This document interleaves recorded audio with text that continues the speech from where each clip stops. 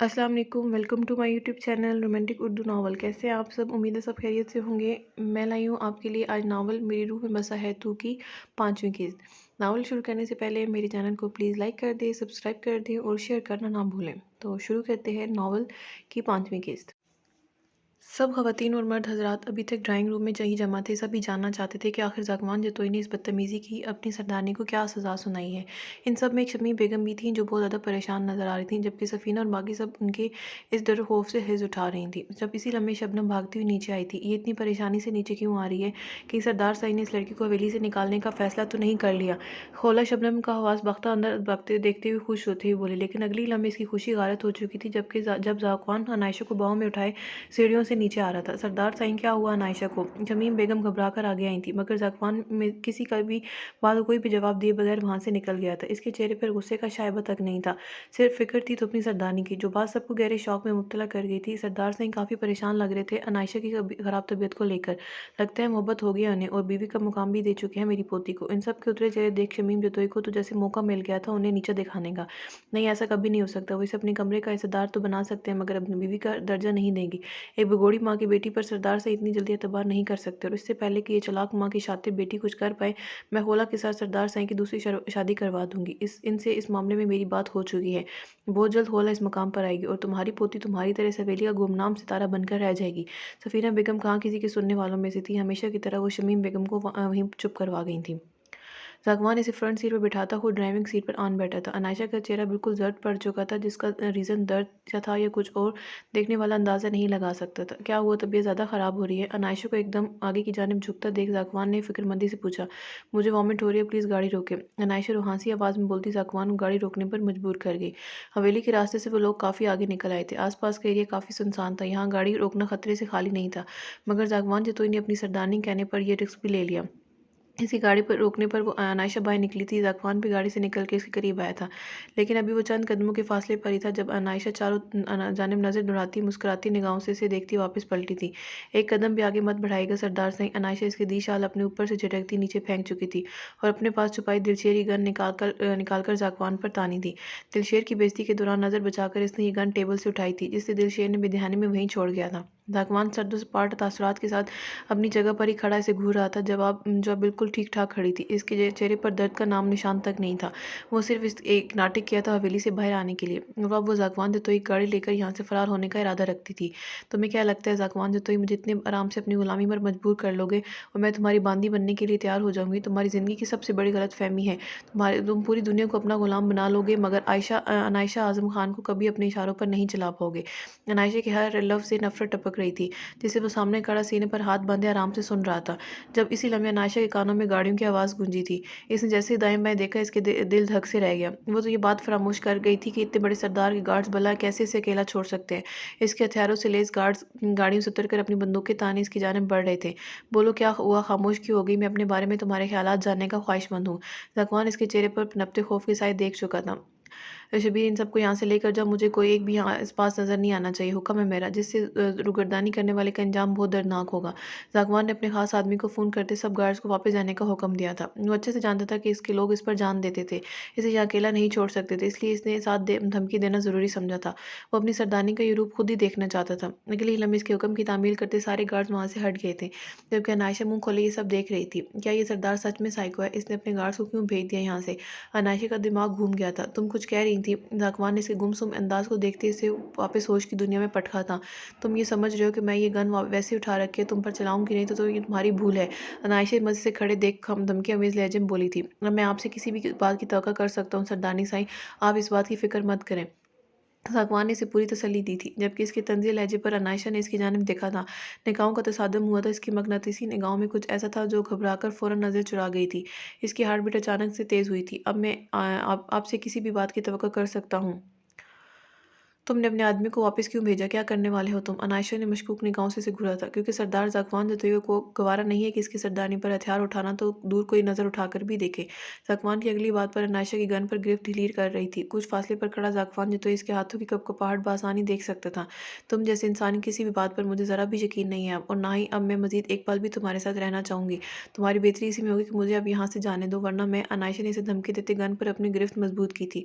वो जिसने आज तक एक चूंटी तक नहीं मारी थी, वो सामने खड़े शख्स को भी तकलीफ पहुंचाने का कोई इरादा नहीं रखती थी, ना ही इस पर गोली चलाने का कोई इरादा था। वो सिर्फ यहाँ से फरार चाहती थी, जिसके लिए इसने ये सारा खेल रचाया था। मगर वो ये नहीं जानती थी कि ना तो ज़ाकवान जो तो इतना बेखबर था और ना ही दिलशेर की इसकी गन उठाना नोट ना कर पाते। ये प्लान बनाया नायशा ने था, मगर इसे पूरा करने में इसकी मदद ज़ाकवान जो तो ही नहीं की थी, जिस बात के नायशा के फरिश्तों तक को इल्म नहीं थी। वो देखना चाहता था कि इसकी सरदारनी से नफरत किस हद तक जा सकती है।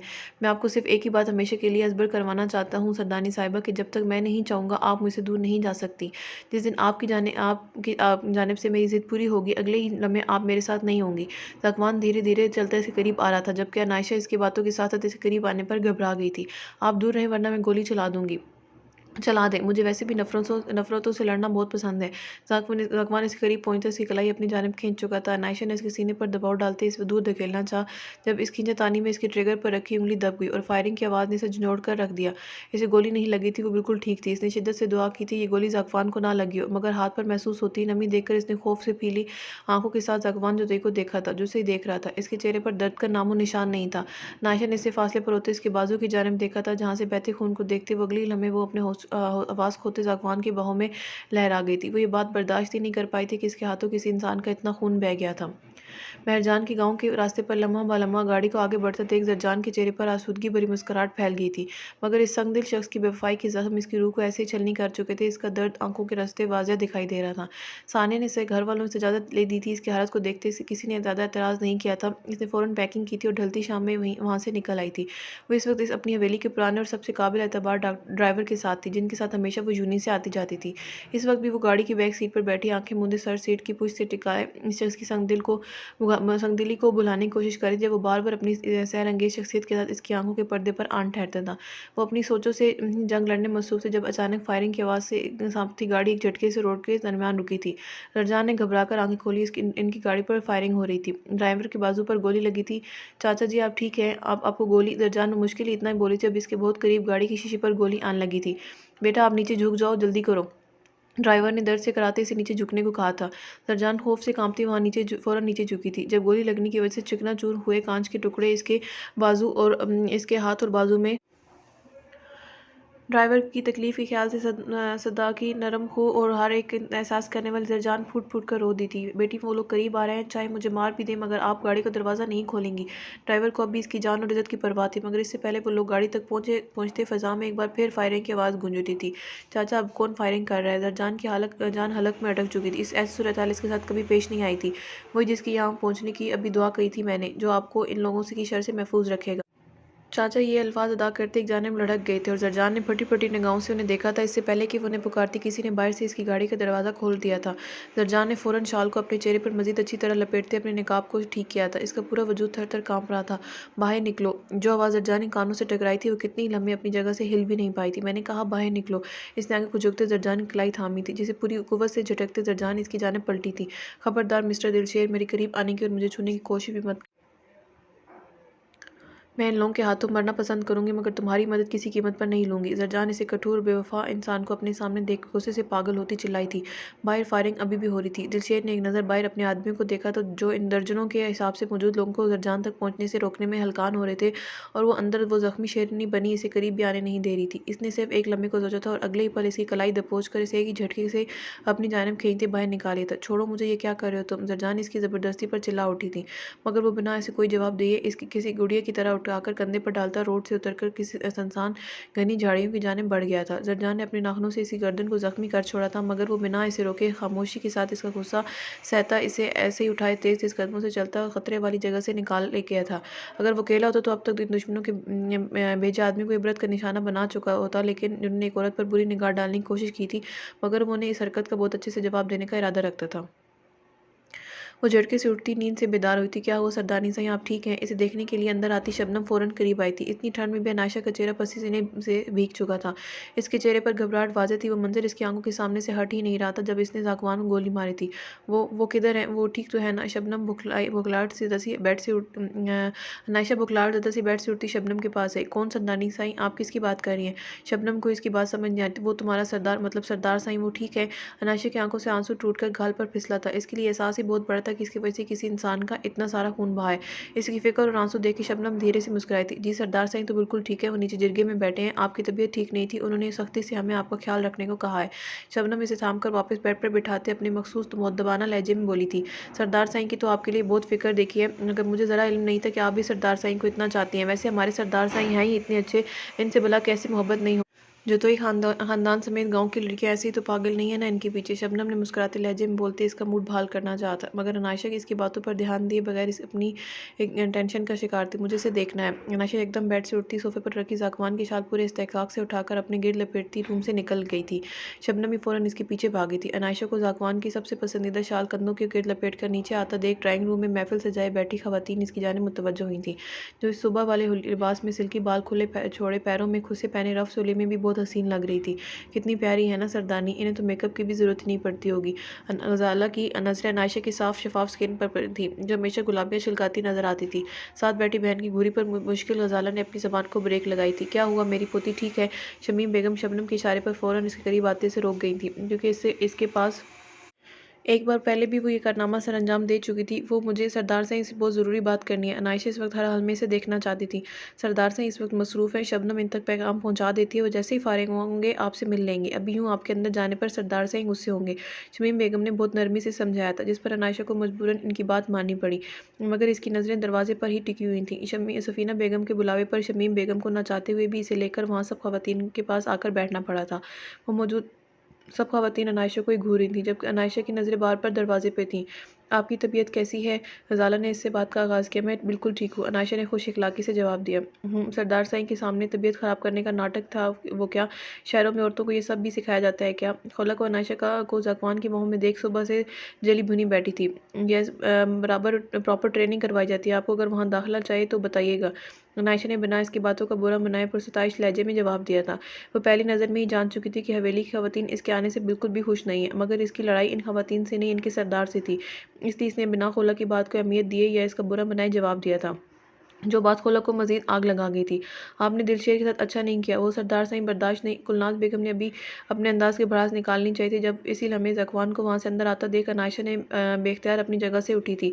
माफ़ कीजिएगा, मैं आपकी बात बाद में सुनती हूँ। अनायशा इनको मुस्कुरा कर टोकती ज़ाक़वान की जानिब बुढ़ी थी, जो असद के पास खड़ा इसे कोई हदायत दे रहा था। मुझे तुमसे बात करनी है। अनायशा इसके पास पहुँचती जल्दी से बोली थी, क्योंकि इसने ये बात वाज़ेह तौर पर नोट की थी कि इसे आता देख ज़ाक़वान अपना रुख बदल गया था। इसके अंदाज़े तख़ातुब पर जहाँ असद हैरत ज़दा मुँह नीचे किए करता मुश्किल अपनी हंसी रोक पाया था, वहीं ज़ाक़वान ने पलटकर अपनी सरफिरी सरदारनी को घूरा था, जिसने कसम खा ली थी कि इस हवेली में जमाई इसकी दहशत का सत्यानाश करके रहेगी। सरदार से मुझे आपसे बात करनी है। अनायशा ने फ़ौरन अपना लहजा दुरुस्त किया था। ज़ाक़वान असद को वहाँ से जाने का इशारा करता अनायशा की तरफ पलटा था, जिसकी आंखों में इसके लिए फ़िक्र और नदामत नुमायाँ थी। सरदार से मुझे आपसे बात करनी है। जी फरमाएं सरदारनी सही, क्या बात करना चाहती हैं आप? ज़ाक़वान संजीदा तासुरात के साथ इसकी जानिब पलटा था। वो जो कुछ हुआ मैं वैसा नहीं करना चाहती थी, मेरा मतलब मेरा गोली मारने का इरादा नहीं था। अनायशा का लहजा नदामत से चूर था। इसने नज़र उठाकर ज़ाक़वान के बाजू की जानिब देखा, जो उसने अपनी स्याह शाल के नीचे कवर कर रखा था। इरादा जो भी था मैं इस बारे में नहीं जानता, मैं सिर्फ इसकी को मानूंगा जो मैंने अपनी आंखों से देखा, और वो है अपनी सरदारनी की आंखों में अपने लिए बेपनाह नफरत, जिस नफरत के ज़ेर असर मुझ पर गोली चलाते हुए इसके हाथ नहीं कांपे।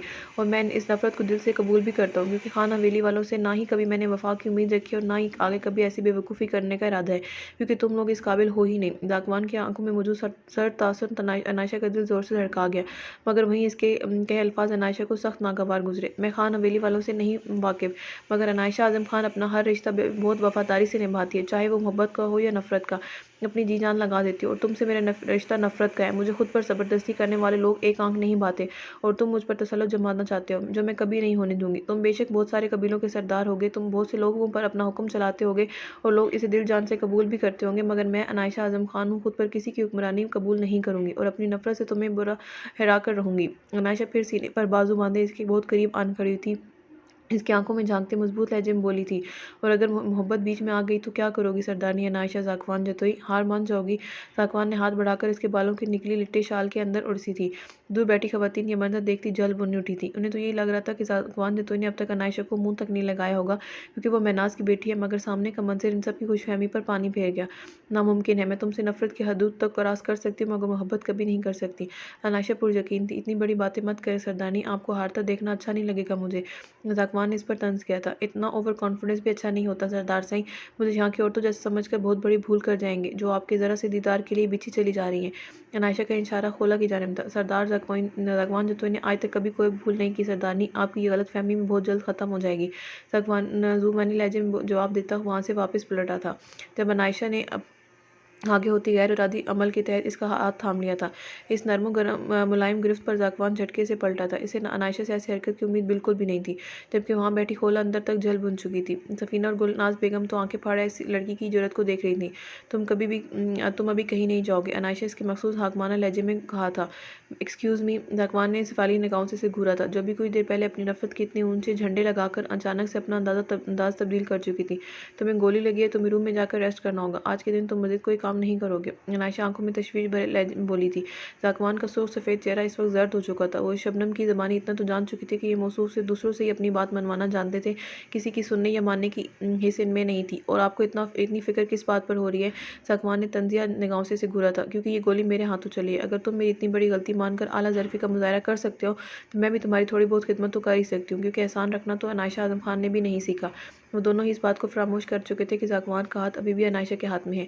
खिदमत सोचने जैसे मैं चाहूँगा वैसे खिदमत कर लेंगी, ऐसे ना हो मुझे रूम में ले जाकर तुम पर भारी पड़े।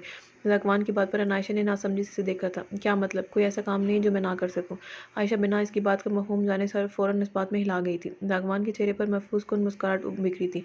ओके, तुम जाओ, मैं 10 मिनट तक आता हूँ। वैसे इतनी देर में ज़रा सोच लेना तुम मेरी क्या क्या खिदमत कर सकती हो। ज़कवान इसे बेबाक निगाहों से घूरते एक पल में लाल करता आगे बढ़ गया था, जबकि अनायशा अभी भी कुछ समझ नहीं पाई थी। दिलशेर इस तरह उठाए खतरे से बहुत दूर निकल गया था, मगर इस दौरान सरजान इसकी गर्दन पूरी तरह जख्मी कर चुकी थी। इसका एहसानमंद होने के बजाय उसको जख्म दे गई थी। तुम लड़की हो या खौनख्वार सर फिरी जंगली बिल्ली, ऐसे तो वो भी पंजे नहीं मारती होगी। दिलशेर इसे नीचे उतारता अपनी हाल से बेहाल होती गर्दन का जायजा लेते बोला।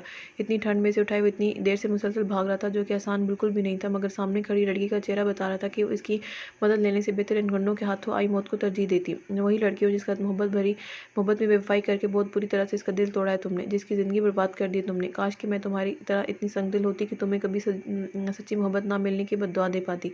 मगर मेरी बेबसी देखो, मैं तुम तो ये तक नहीं कर पा रही। लेकिन हाँ, तुमने एक बहुत बड़ा एहसान किया है मुझ पर। अब हमेशा हमेशा के लिए मेरा एतबार मोहब्बत नामी लफ्ज़ से उठा दिया है। सरजान अपने अंदर का गुब्बार इस पर उतारती भीगे चेहरे के साथ वहाँ से निकल जाने के लिए पलटी थी। कहाँ जा रही हो? तुम्हें इस जंगल के रास्ते का इल्म नहीं है, भटक जाओगी। दिलशेर इसी कलाई गिरफ्त में थाम कर इसे रोकते हुए बोला, छोड़ो मुझे, तुम जैसे इंसान के साथ चंद पल गुजारने से बेहतर मैं मरना पसंद करूंगी। सरजान इसकी गिरफ्त से कलाई छुड़वाने की सरतोड़ कोशिश करती जहर खुंद लहजे में बोली, नहीं छोड़ सकता। दिलशेर खामोश निगाहों से इसे मजामत कर, क्यों? तुम्हारे लिए किसी को छोड़ना मुश्किल कहाँ है भला? जरजान पूरी कुव्वत से चिल्लाई थी। इस शख्स के खड़े रहते लम्हा ब लम्हा इसके ज़ेद में इजाफा हो रहा था। आहिस्ता आहिस्ता शाम रात में ढल रही थी, और इतना तो वो जानती थी कि रात के वक्त इस झाड़ियों ज़्यादा इलाके को पार करना आसान नहीं था, क्योंकि मुझे तुम्हें यहाँ लाते देखा गया है। अगर मैं तुम्हें सही सलामत वापस ना लेके अगर गया तो मेरे लिए प्रॉब्लम बन सकती है। वो इंतहाई अजनबी लहजे में बोलता जरजान के टूटे दिल को मजीद चकनाचूर कर गया था। तो क्या वाकई इसने इसे कभी मोहब्बत की ही नहीं थी? वो सिर्फ एक धोखा था जो ख़ानदानी दुश्मनी के आड़ में इसी से किया गया था। जरजान के आंसू में मजीद इजाफा हुआ था। दिलशेर इसकी कलाई छोड़ चुका था। अब की बार जरजान ने कहीं जाने की कोशिश नहीं की थी। वो चुपचाप जाकर एक दरख्त के करीब रखे पत्थर पर बैठ गई थी, चेहरा घुटनों में छुपाए दोनों बाजू घुटनों के गिर्द बांधे। वो इसे देखने से साफ ग्रेज़ां थी। इसके अंदर आंधी तूफान चल रहे थे। आंखों के सामने इसका ये संगदिलाना रूप देखना बहुत अजियतनाक था इसके लिए। दिलशेर चंद लम्हे से देखने के बाद एक दरख्त के साथ टेक लगाकर खड़ा हो गया। वो इस लड़की की अंदरूनी कैफियत बहुत अच्छे से समझता था, मगर इस वक्त कुछ नहीं कर सकता था। मतलब सुबह से अबर आलू था, मगर इस वक्त बादल आसमान को पूरी तरह ढक चुके थे। किसी भी वक्त बारिश जोर शोर से बरस सकती थी, जिसके बाद इनका यहाँ रुकना नामुमकिन हो जाता। इस तरह इस जंगल में रात गुजारना खतरे से खाली नहीं होगा। दिलशेर ने दरख्त की ज़रा ऊंची टहनी पर पैर रखकर इर्द गिर्द किसी मकान को तलाशना चाहा था, जब दाहिनी जानिब 2 किलोमीटर के फासले